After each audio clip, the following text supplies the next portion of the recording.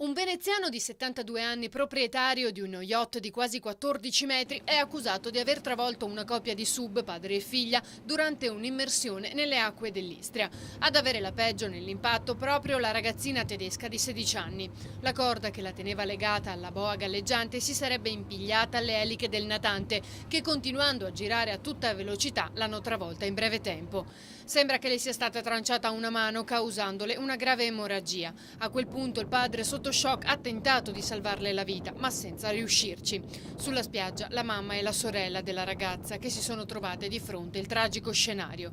Dopo l'accaduto, lo yacht Kon-Tiki è stato sequestrato dalla Capitaneria di Porto di Pola fino alla conclusione delle indagini, perché sospettato di essere la causa della morte della sedicenne. Le indagini e gli interrogatori a chi era a bordo, ma anche a chi si trovava sulla spiaggia, continuano, anche se al momento non è ancora chiaro chi fosse al timone. L'incidente è avvenuto in un tratto di mare largo circa 300 metri, tra la penisola di Pontisella e l'isola di Cosà, spesso frequentato dai SUV.